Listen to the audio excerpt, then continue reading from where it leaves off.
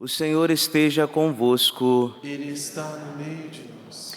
Proclamação do Evangelho de Jesus Cristo, segundo Lucas. Glória a vós, Senhor. Aconteceu que Jesus estava rezando num lugar retirado, e os discípulos estavam com ele. Então Jesus perguntou-lhes: Quem diz o povo que eu sou? Eles responderam: Uns dizem que és João Batista, outros que és Elias, mas outros acham que és algum dos antigos profetas que ressuscitou.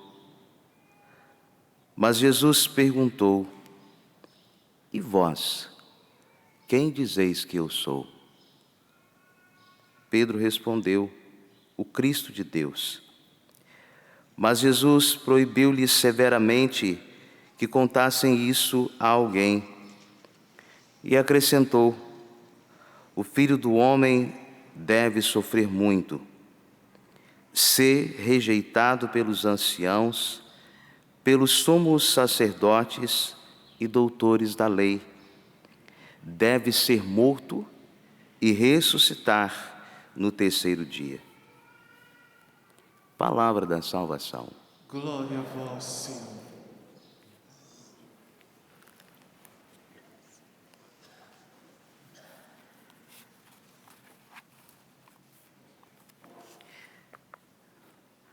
O profeta Ageu escolheu com cuidado o dia de sua pregação. No dia 21 do 7º mês, fez-se ouvir a palavra do Senhor mediante o profeta Ageu.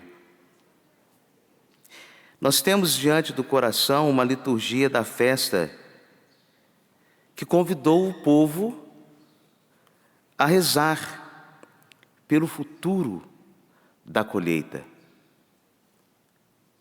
Muito me impressiona que o povo de Deus no Antigo Testamento não fazia nada sem a presença bendita de Deus.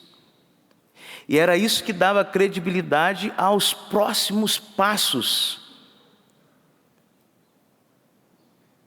É por isso que o povo de Deus no Antigo Testamento, por vezes, dava alguns passos que, humanamente falando, nós não daríamos. Mas porque, movidos pela presença de Deus, movidos pela confiança, e o profeta, com muita sabedoria,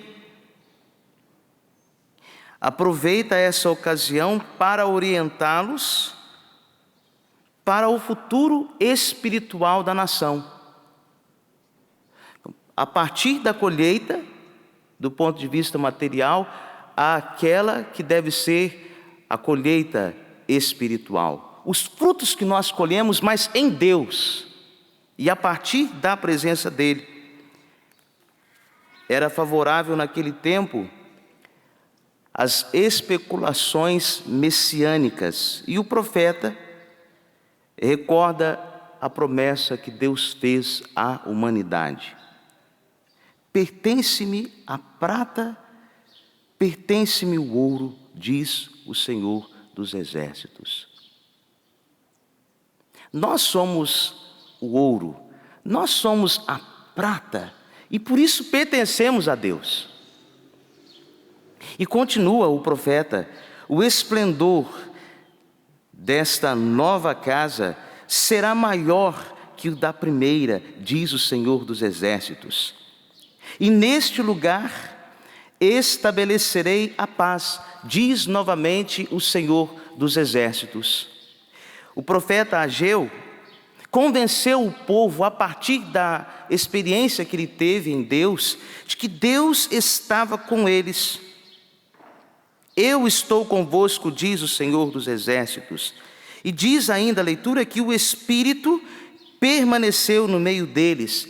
Não há motivos para termos medo. E o profeta diz que Deus haveria de sacudir todos os povos. Nosso Senhor no Evangelho, Ele hoje sacudiu aos discípulos com uma pergunta. Aquela pergunta que encontrou o coração dos discípulos de Jesus Cristo. Discípulos estes que devem se abrir a essa pergunta que vem da ordem da bondade de Deus. E no Evangelho nós percebemos que surge uma pergunta que chega também aos nossos corações: quem é esse Jesus em quem colocamos a nossa fé? Quem é este Jesus em quem colocamos a nossa fé? Pedro responde: Ele é o Cristo de Deus. A fé, meus irmãos, não se limita a uma adesão intelectual. Ela suscita um compromisso pessoal. Ao responder, Pedro assumiu com Cristo um compromisso pessoal. Esse evangelho diz de um homem que muitos de nós acompanhamos. Esse evangelho diz de um homem que muitos de nós talvez devemos a nossa vida a ele. Essa pergunta do evangelho chegou a um homem que teve a coragem de se comprometer com Cristo depois de Pedro. Monsenhor Jonas Abib. A palavra do Cristo encontrou o coração de um discípulo chamado Jonas Abib, que pouco a pouco, e aqui é interessante porque quando o padre dá a resposta não estava tudo tão claro. Na vida também é assim, nós vamos dar a nossa resposta, mas nem tudo está tão claro, mas não podemos ter medo de dar o passo quando estamos em Deus. Quem é esse Cristo com o qual me comprometo diariamente? O Evangelho responde com o anúncio da paixão. Cristo é o homem novo, totalmente entregue à vontade do Pai. E ele vai chegar ao fundo do compromisso. Pai, se é possível, afasta de mim este cálice. Afasta de mim essa dor, esse sofrimento, essa angústia. Mas que não se faça a minha vontade.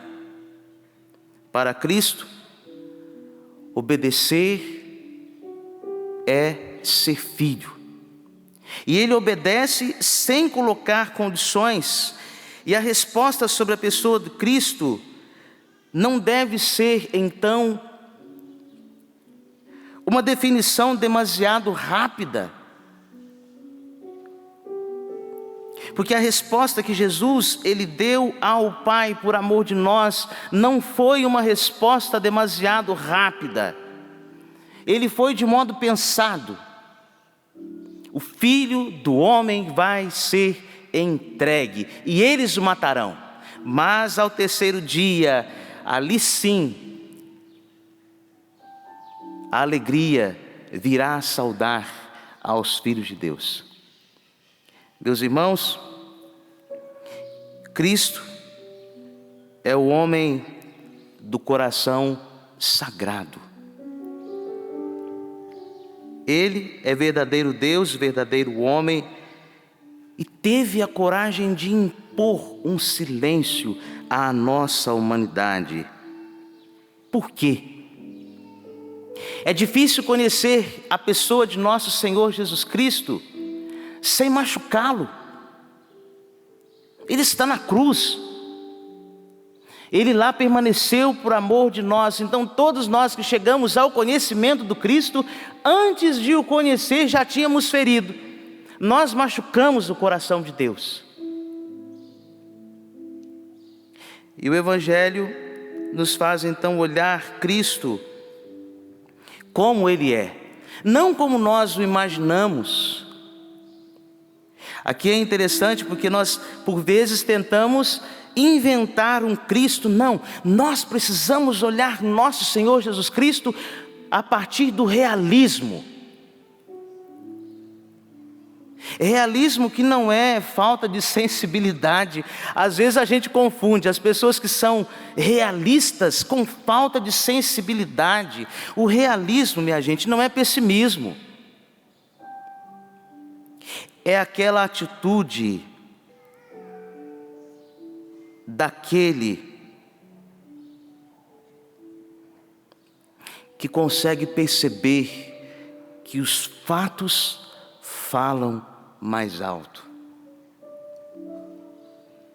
Então olhar para a cruz de Cristo e perceber que de fato lá na cruz Ele está morto. Isso é realismo. Cristo é aquele que se mostra, Ele é aquilo que Ele mostra ser. Ele não é apenas uma aparência.